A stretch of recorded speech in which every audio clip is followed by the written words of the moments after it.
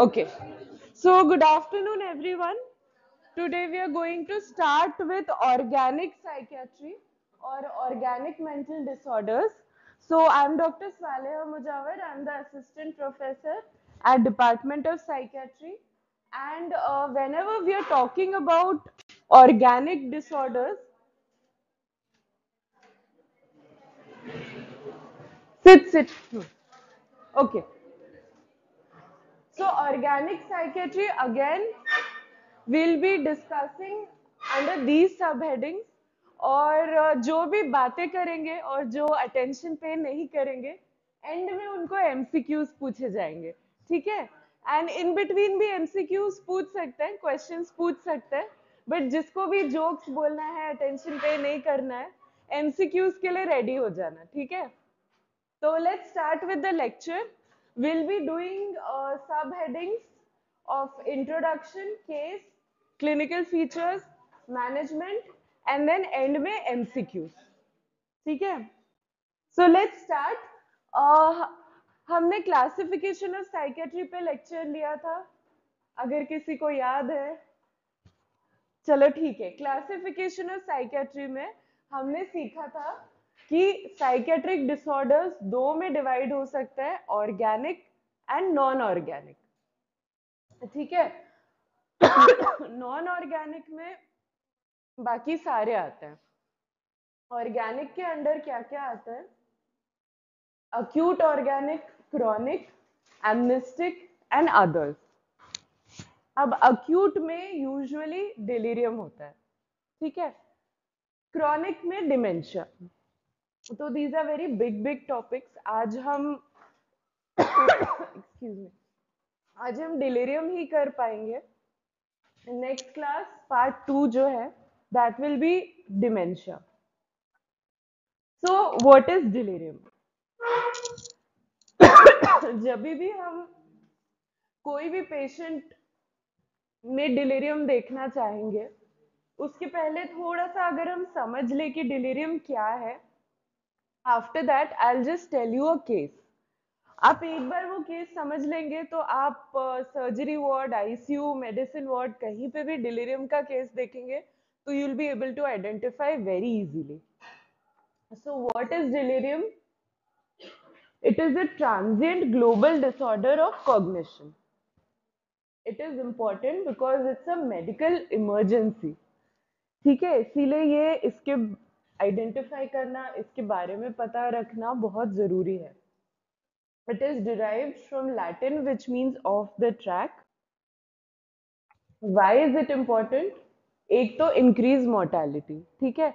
Delirium के patients में death भी हो सकता है, ऐसा नहीं है कि साइकेट्री के पेशेंट्स में डेथ नहीं है। स्पेशली डिलीरियम में there are very high chances of death. Nursing care भी बढ़ जाती है, रिहैबिलिटेशन में भी बहुत डिफिकल्टीज होती है, और डिस्चार्ज भी काफी डिलेड हो जाता है, हॉस्पिटल स्टे बढ़ जाता है। तो इन सब वजहों की वजह से डिलीरियम तो बहुत जरूरी है और उसे आइडेंटिफाई करना भी बहुत जरूरी है। It is often unrecognized. अगर देखा जाए तो 40% of elderly patients with delirium are sent home. तो ये ना ऑलमोस्ट आधे जो पेशेंट्स हैं वो अनडायग्नोज जाते हैं और बिकॉज ऑफ दैट अनट्रीटेड जाते हैं। अ लॉट ऑफ टाइम्स हमें लगता है कि ये डिप्रेशन है, because depression is very common. तो मिसडायग्नोस होना, अनडायग्नोस होना, इसके बहुत चांसेस, ऑलमोस्ट 40% जो है वो अनडायग्नोज जाते हैं। तो that is a very big number.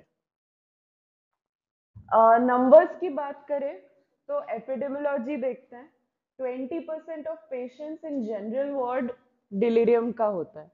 तो अगर आपके पास 10 पेशेंट्स हैं एक वार्ड में, तो 2 पेशेंट्स में डिलीरियम का रिस्क होता है, इतना ज्यादा कॉमन है।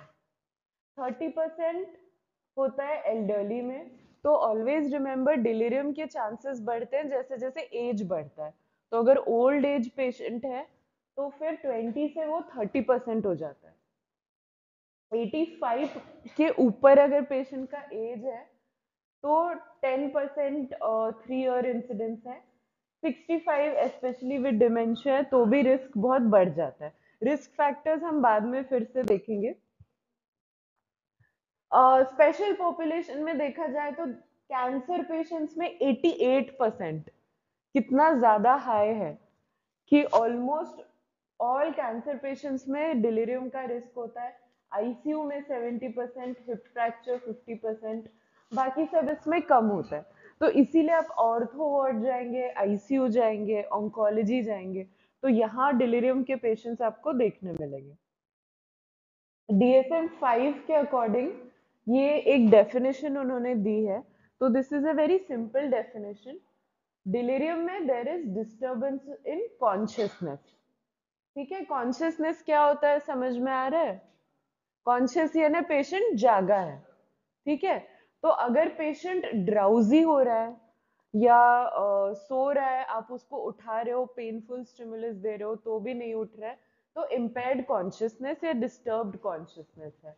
और there is change in cognition और development of a perceptual disturbance.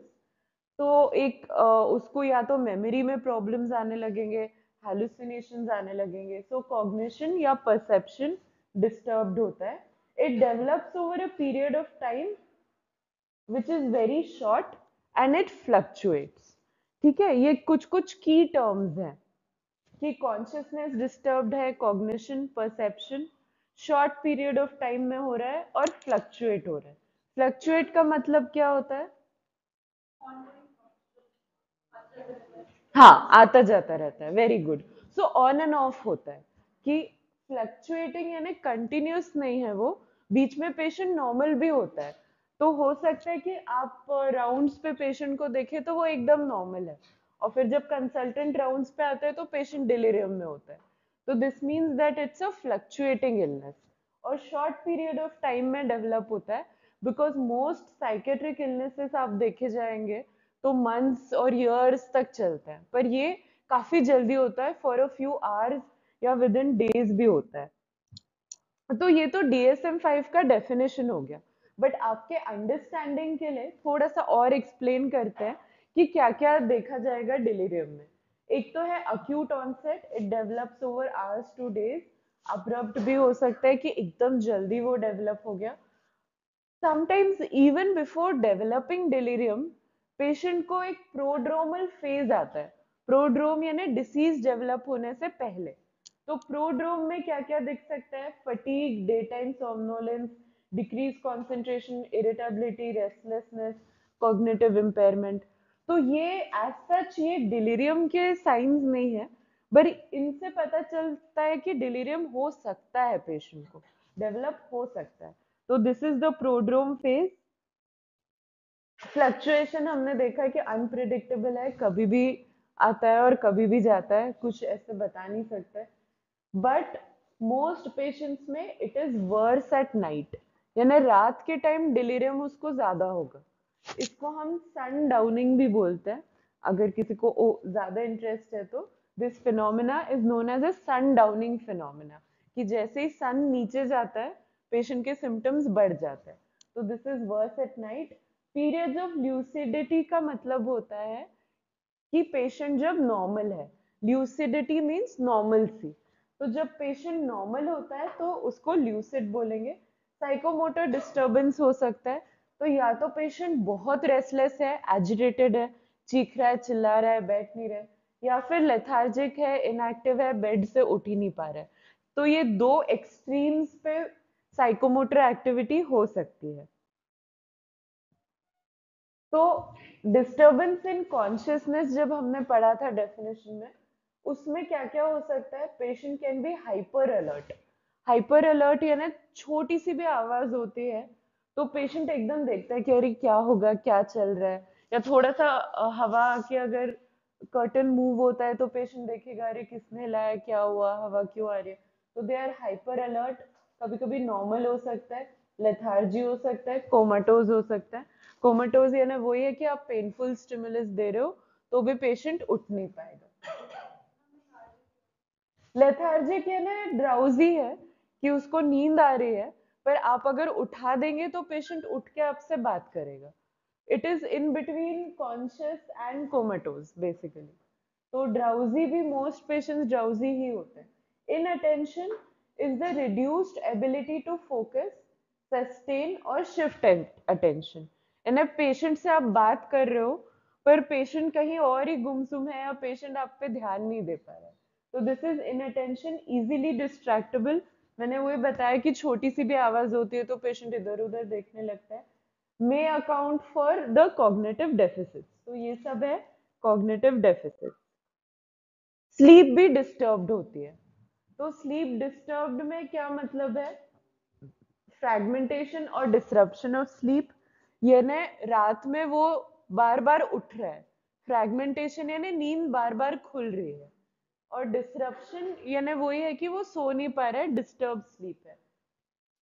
अगर पेशेंट सो रहा है तो कभी कभी पेशेंट बोलेगा कि बहुत डरावने सपने आ रहे हैं या बहुत अजीब सपने आ रहे हैं. तो विविड ड्रीम्स, विविड नाइटमेयर्स. रात में वो सो नहीं रहा है पर दिन में ज्यादा सो रहा है, ऐसा भी हो सकता है. तो डे टाइम सोमनोलेंस. कभी कभी उसको लगता है जो दिन में दिन भर चल रहा है, जो दिन भर चीजें हो रही है वो ऐसे सपने जैसी लग रही है. तो ये सब चीजें अगर पेशेंट आपको बोल रहा है तो आपके दिमाग में आना चाहिए कि डिलीरियम हो सकता है. Emotional disturbances, again fear, anxiety, depression, ये सब भी पार्ट एंड पार्सल है डिलीरियम का ही. डिस्टर्बेंसेस ऑफ थॉट भी कभी कभी हो सकते हैं. बिजार इलॉजिकल थिंकिंग, पेशेंट कुछ भी बात कर रहा है, यानी रिलेटिव्स आपको बोलेंगे कि ये कुछ भी बड़बड़ कर रहा है, कुछ भी बात कर रहा है, तो that is also delirium but not very pathognomonic of delirium. Disorders of language में slow speed speech, slurred speech, word finding difficulty. Patient बात नहीं कर पा रहा है, आप बोलोगे कि ठीक है मुझे लिख के बता दो, तो कभी कभी डिफिकल्टी इन राइटिंग भी हो जाती है. Disorders of memory and orientation. तो poor registration, recent remote memory कभी कभी खराब होती है. Disorientation to time, place and person. तो डिसओरिएंटेशन का मतलब क्या होता है, या आप कैसे चेक करोगे डिसओरिएंटेशन पेशेंट में? बहुत सिंपल है, common sense. Disorientation to time यानी क्या होता है?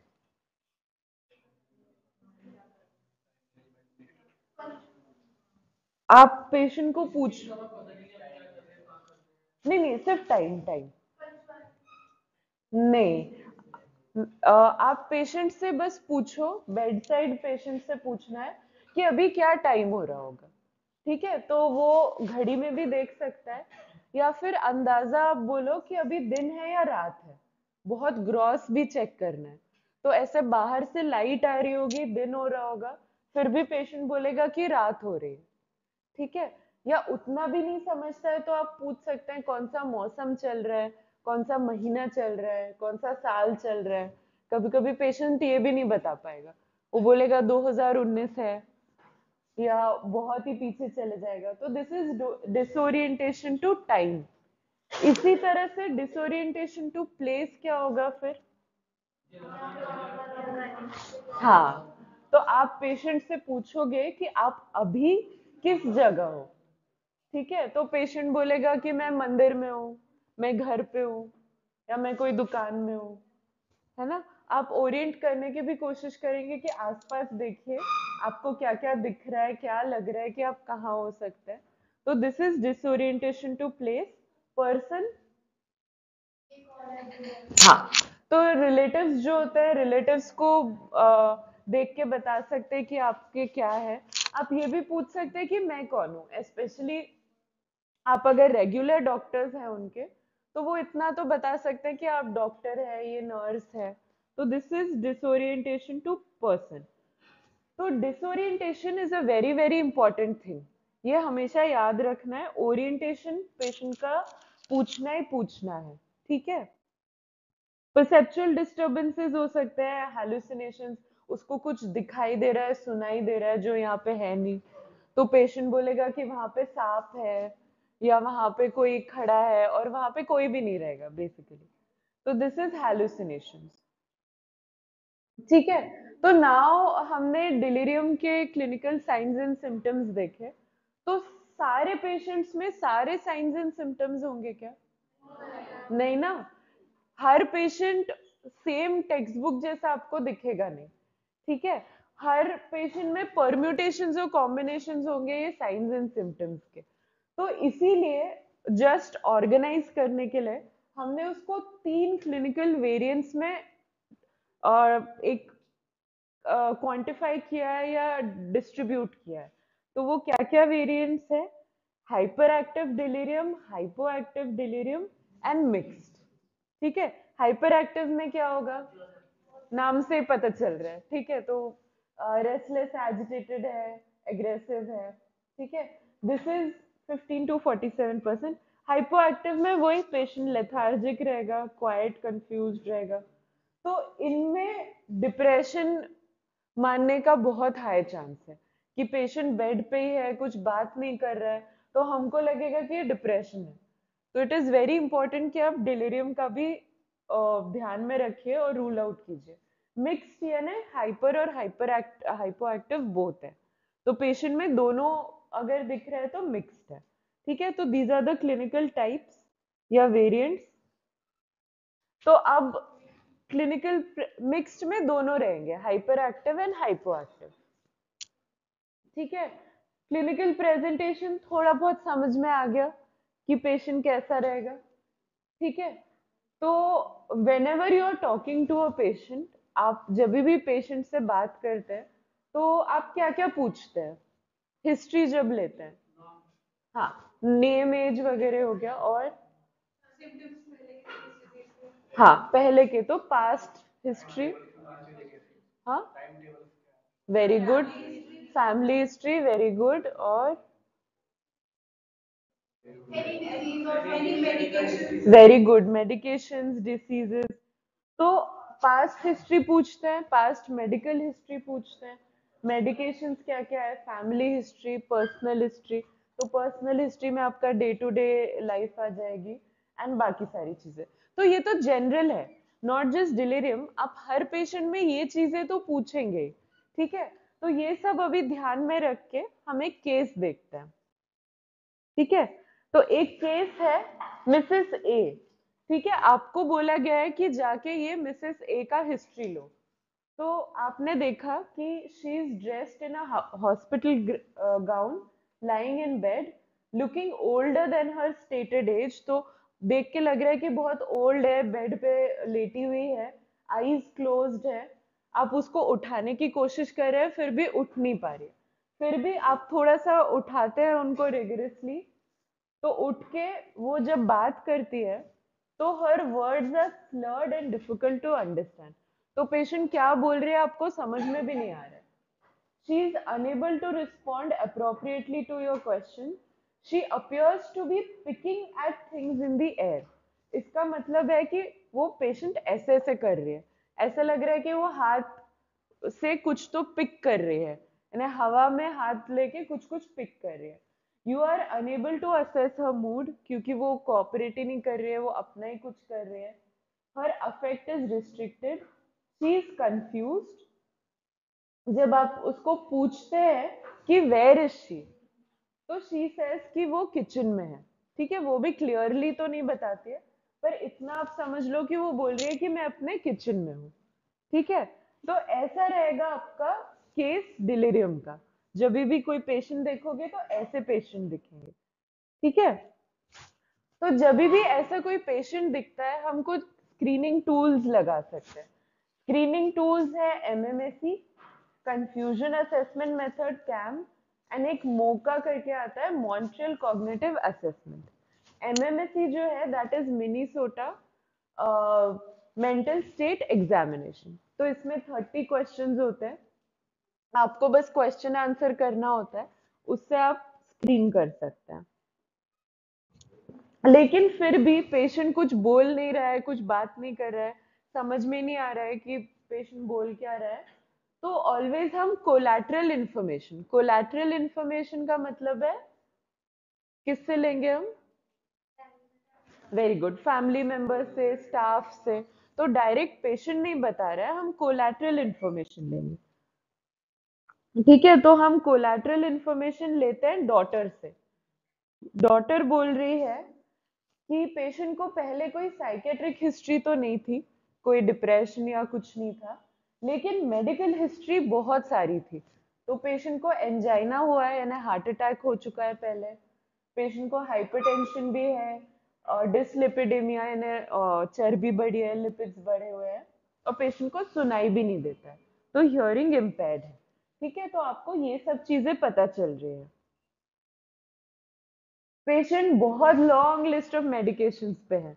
ठीक है, मेटोप्रोरोल, एटोर्वास्टैटिन, मल्टीविटामिन, एमिट्रिप्टालिन, उसमें से 2 मेडिकेशंस है जो अभी भी ऐड किए, तो न्यू मेडिकेशंस भी ऐड किए। तो this is a long list of medication. तो अब हम समराइज करते हैं। तो 76-ईयर-ओल्ड फीमेल है जो पोस्ट एंजाइना या पोस्ट सीएपीजी है, हार्ट अटैक हो चुका है।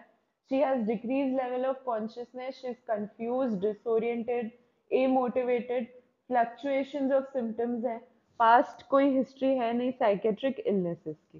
ठीक है, तो this is what the whole case is. अब इस पे से मोस्ट लाइकली तो डिलीरियम है। ठीक है, इसमें कोई डाउट नहीं है। आगे हम डिमेंशिया तो पढ़ेंगे, बट डिलीरियम डेफिनेटली है।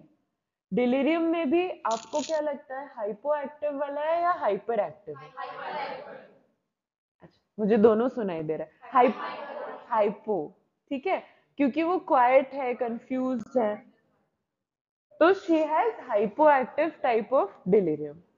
ठीक है, इतना क्लियर है? तो अब आप अगर कोई पेशेंट देखेंगे या क्लिनिकल फीचर्स आपको कोई बताएगा तो समझ में आ जाएगा। ठीक है, अब हमने डायग्नोसिस तो बना दिया। Now that you have made a diagnosis of hypoactive delirium, next step क्या होगा हमारा? कोई मेडिकल कॉज, क्योंकि साइकेट्रिक कॉज तो है ही नहीं, तो मेडिकल कॉज हम ढूंढेंगे। ठीक है, मेडिकल कॉज ढूंढने के लिए हम इन्वेस्टिगेशंस ऑर्डर करेंगे। तो इन्वेस्टिगेशंस अकॉर्डिंग टू पेशेंट होता है, बट जो कॉमन इन्वेस्टिगेशंस है, CBC, electrolyte, liver function, thyroid function, chest X-ray, ECG, जो हम नॉर्मली पेशेंट्स का रूटीन कराते हैं, यूजुअली वो इन्वेस्टिगेशंस भेजनी है। इन्वेस्टिगेशंस के साथ साथ very important physical examination, specially neurological examination.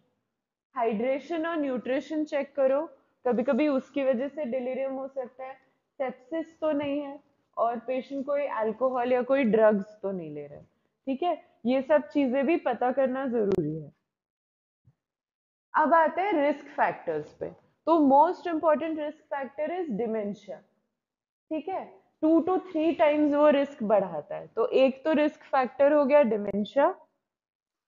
बाकी रिस्क फैक्टर्स स्पेशली एल्डरली में है कि वो फिजिकली बहुत वीक हो जाते हैं, फ्रेजाइल हो जाते हैं।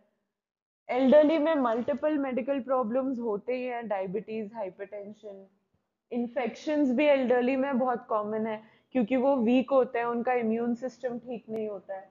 पॉलीफार्मेसी, जैसे हमने वो पेशेंट में देखा था, लॉन्ग लिस्ट ऑफ मेडिकेशंस होती है उनकी। सेंसरी इम्पेयरमेंट, कभी कभी फ्रैक्चर्स होते हैं। तो these are the risk factors. अब आते हैं कॉजेज पे। ठीक है, तो हमने क्लिनिकल फीचर्स कर लिया, फिर हम कॉजेज पढ़ेंगे और फिर ट्रीटमेंट। ठीक है, क्लिनिकल फीचर्स ही मेन है, कॉजेज और ट्रीटमेंट जस्ट एक शॉर्ट में हम करेंगे। ठीक है, तो एनी फिजिकल और mental illness which interferes with the normal metabolism and function of brain. Basically brain को अगर ब्लड सप्लाई ठीक से नहीं जा रहा है तो पेशेंट को डिलीरियम का रिस्क हो सकता है। तो anything under the sun can cause delirium. एक निमोनिक हमने बनाया है, that is infection, withdrawal, trauma, CNS pathology, कोई भी CNS pathology, hypoxia, deficiencies, endocrine, acute vascular, toxins, heavy metals.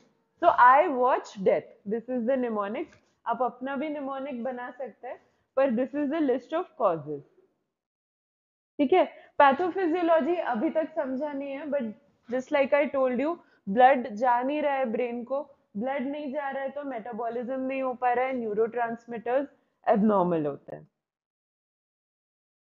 हमारे पास बहुत कम न्यूरोट्रांसमीटर्स है, स्पेशली साइकेट्री में, जो गड़बड़ होते हैं। तो acetylcholine is the most common neurotransmitter जो गड़बड़ हो रहा है। डोपामिन एंड सेरोटोनिन भी है, ठीक है। तो these are the neurotransmitters. Inflammatory mechanisms हो रहे हैं, स्ट्रेस रिएक्शंस हो रहे हैं, ठीक है। तो रिस्क फैक्टर्स इस केस में आपको क्या क्या लग रहे हैं? जो हमने पढ़ा था, मैंने जो आपको केस बताया उसमें बहुत सारे रिस्क फैक्टर्स हैं। तो क्या क्या है जो आपको याद आ रहा है? आपकी मेमोरी भी टेस्ट हो जाएगी। एज उसकी ज्यादा थी, पॉलीफार्मेसी, वेरी गुड। इन्फेक्शन नहीं था, पेशेंट को कहा था, आई मीन वो कॉज है, मैं पेशेंट का पूछ रही हूँ। पेशेंट को हार्ट अटैक आया था, तो एंजाइना, मेडिकल कंडीशन, हाइपरटेंशन भी था, है ना। तो हमेशा कॉजेज, सिर्फ डिलीरियम को डायग्नोस करना जरूरी नहीं है, उसका कॉज भी आइडेंटिफाई करना जरूरी है, ठीक है। तो अब आप कॉज भी आइडेंटिफाई कर पाओगे, ठीक है। तो अब लास्ट पार्ट ऑफ लेक्चर पे जाते हैं, मैनेजमेंट, ठीक है। तो आप, हमारे केस में हाइपो एक्टिव डिलीरियम है, हमने कॉजेज भी आइडेंटिफाई कर दिए। तो what is the first step in management? Treat the cause, ठीक है। इसीलिए कॉज पे मैंने थोड़ा बहुत फोकस दिया था, क्योंकि मैनेजमेंट और ट्रीटमेंट जो है वो भी कॉज पे ही डिपेंड करता है। तो पेशेंट को अगर पॉलीफार्मेसी हो रही है तो देखिए कि अननेसेसरी मेडिकेशन जो है वो कम करें। जैसे हमारा जो पेशेंट था उसमें मल्टीविटामिन थी, दो दो एंटासिड्स थी, तो ऐसे अननेसेसरी जो मेडिसिन है वो सबसे पहले बंद करनी है। और कोई अगर कॉज है जैसे इन्फेक्शंस हो गए या हाइपरटेंशन हो गया, तो बीपी कंट्रोल करो, इन्फेक्शन कंट्रोल करो। तो treating the cause of delirium is the first step in management. अब बाकी मैनेजमेंट टेक्निक्स अगर देखे जाए तो दो है, non pharmacological and pharmacological. Pharmacological means हम कुछ मेडिसिन दे रहे हैं, कुछ ड्रग्स दे रहे हैं। नॉन फार्माकोलॉजिकल आर अदर्स, ठीक है। तो नॉन फार्माकोलॉजिकल में सबसे इंपॉर्टेंट है सेफ्टी, ठीक है। ये पेशेंट्स का खुद का सेफ्टी और दूसरों का भी सेफ्टी, क्योंकि पेशेंट्स एग्रेसिव हो सकते हैं तो दूसरे पेशेंट्स को भी वो हार्म पहुंचा सकते हैं। तो प्रिवेंट हार्म टू सेल्फ और अदर्स। अगर जरूरी लगे तो फिजिकल रिस्ट्रेन करना है। आप जाओगे आईसीयू में, देखोगे कभी कभी पेशेंट्स के हाथ बांधे होते हैं, तो that is a physical restrain. कभी कभार, बहुत रेयरली हमें करना पड़ता है। ऑक्सीजन, इलेक्ट्रोलाइट, हाइड्रेशन, ये सब देखो, पेन मैनेजमेंट करो, these are symptomatic management. Communication करो, तो पेशेंट को एकदम काम और सपोर्टिव अप्रोच करना है। पेशेंट चिल्ला रहा है, पेशेंट एग्रेसिव हो रहा है, तो आप जाके पेशेंट को डांटना नहीं है, ठीक है। पेशेंट, आपका जो अप्रोच है that should be very calm. Friends और फैमिली को भी अगर इन्वॉल्व करो तो बेटर है, उसके लिए लेस थ्रेटनिंग होता है। कुछ एक्टिविटीज करा सकते हैं पेशेंट को, स्पेशली हॉस्पिटल में रह रहे के पेशेंट काफी डिसोरिएंटेड होता है, तो अगर कुछ एक्टिविटीज हो तो that is also very helpful. Old patient है, बेड पे ही पड़े हैं पूरा दिन, तो उनको मोबिलाइज करो, थोड़ा वार्ड के अंदर ही वॉक कराओ, नर्सिंग स्टाफ से, बाकी लोगों से हेल्प लेके। सेल्फ केयर, पेशेंट का नहाना धोना, बाल बनाना, ये सब भी करना है। अवॉइड सेंसरी डेप्रिवेशन, लाइटिंग वगैरह अच्छी होनी चाहिए। फेमिलियर ऑब्जेक्ट्स भी रख सकते हैं, ठीक है। तो ये तो हो गया नॉन फार्माकोलॉजिकल। फार्माकोलॉजिकल में ऐसा है कि हर डिलीरियम के पेशेंट को मेडिसिन देना जरूरी नहीं है। If you treat the cause, the delirium will get treated, तो वो ही ट्रीटमेंट आपका हो जाएगा। तो it should be reserved only for patients जिनमें एजिटेशन है या साइकोटिक सिम्टम्स है। तो आज जो हमने केस पढ़ा, आप उसमें दोगे साइकोटिक मेडिकेशन? नहीं ना, क्योंकि वो हाइपो एक्टिव डिलीरियम है, वो वैसे ही बेड पे लेटी हुई है, तो उसमें अननेसेसरी मेडिकेशंस बिल्कुल नहीं देनी। In the absence of psychotic symptoms, hypoactive delirium अगर है तो medications are not recommended. Psychotropic medications are not indicated for wandering. तो पेशेंट बस घूम रहा है वार्ड में, उसके लिए सुलाने के लिए नहीं देना, ठीक है। एंड जितने जल्दी हो सकता है मेडिसिन बंद भी करनी है। Taper means decreasing it slowly and stopping it, ठीक है। तो क्या क्या मेडिकेशंस है हमारे पास? एंटीसाइकोटिक्स है, बेंजोडाइजेपिन्स है, कोलिस्टेरेज इनहिबिटर्स है। अंडर ग्रेजुएट लेवल पे, आपके लेवल पे आपको अगर इतना भी पता है तो this is fine. Non pharmacological management ज्यादा इंपॉर्टेंट है, लेकिन अगर किसी को इंटरेस्ट है तो एंटीसाइकोटिक्स में हम हैलोपेरिडोल दे सकते हैं। हैलोपेरिडोल के कुछ कुछ साइड इफेक्ट्स होते हैं, like QT prolongation, extrapyramidal, इसलिए आजकल हैलोपेरिडोल हम थोड़ा कम देते हैं। एटिपिकल भी दे सकते हैं, लाइक रिस्पेरिडोन, ओलांजापिन, क्विटियापिन।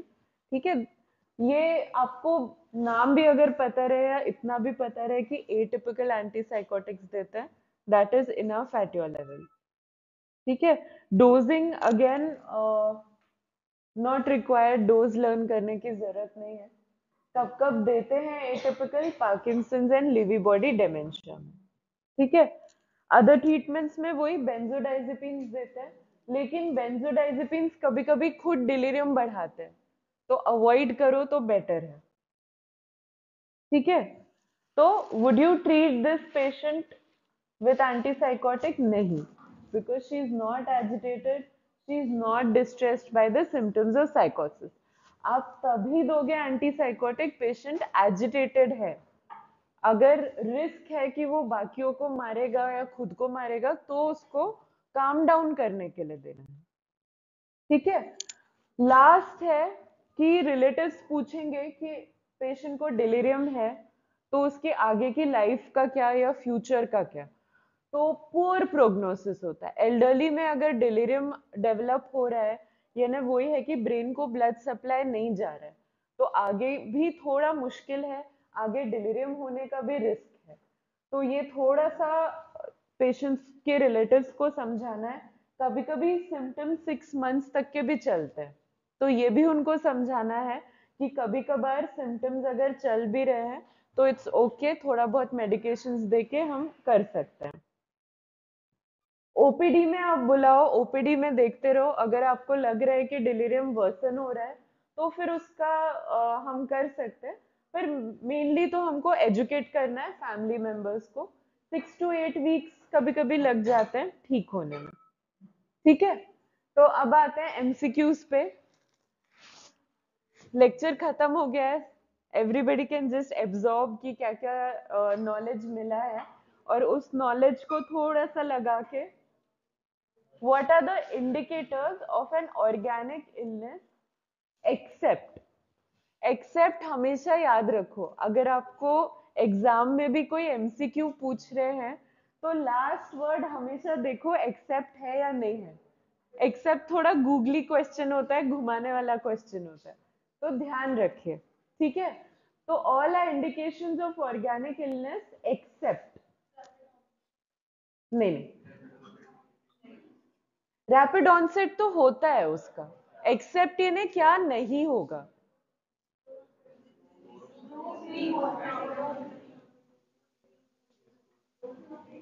प्री मॉर्बिड डिक्लाइन यानी कि पहले से कुछ इलनेस उसको ना हो।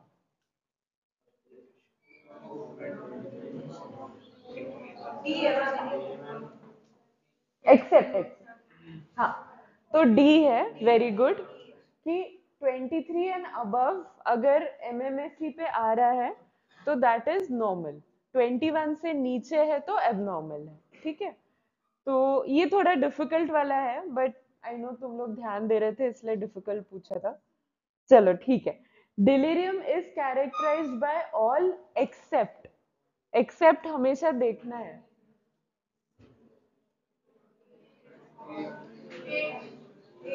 नहीं नहीं, फ्लक्चुएशन तो होता है, accept accept,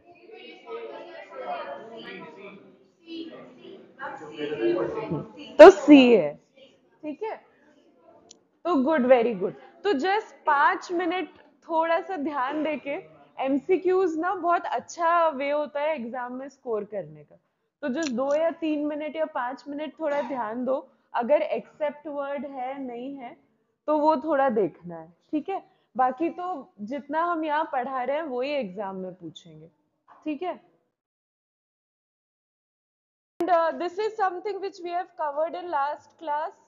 So there is an acute organic disorder which is called as delirium. Chronic is called as dementia. Then we have other amnestic and other organic. So coming to dementia. So yes, delirium हमने last time देखा था old age में होता है, but dementia तो और भी ज़्यादा old age में होता है. तो again, whenever we are looking for cases of dementia, usually 60 plus होते हैं, ठीक है? So we'll be learning about the diagnosis, risk factors, types, and management. Okay. So let's move on, and obviously end में questions भी होंगे, तो जिसे भी मस्ती करना है, jokes मारना है, questions के लिए ready रहना last में. So what is dementia? Dementia is a clinical syndrome that encompasses difficulties in memory, language, cognitive processing, behavior. Leads to impairment in activities of daily living. I know बहुत बड़ा definition है, बहुत बड़े बड़े words है इसमें, but जैसे जैसे हम clinical features इसका सीखेंगे तो आपको समझ में आएगा कि ये है क्या. So again, diagnostic criteria में it is chronic and progressive. ठीक है, जो delirium था वो acute था और fluctuating था. So comparing it to delirium, it is chronic and progressive. Chronic का क्या मतलब होता है? Very good. तो it starts very slowly और बहुत time तक रहता है. Progressive means बढ़ रहा है, धीरे धीरे बढ़ रहा है. तो symptoms जो है उसके धीरे धीरे बढ़ेंगे. Usually it is characterized by decline of memory and intellect. तो I am sure not even in the hospital आप लोगों ने देखा ही होगा, ओल्ड एज वाले होते हैं जिनको याद नहीं रहता है या वो बार बार चीजें भूल जाते हैं, तो that might be actually due to dementia. So diagnostic criteria अगर देखा जाए तो decline in learning new information, नई चीजें नहीं सीख पाता है. Decline in other cognitive functioning like thinking, judgement, planning.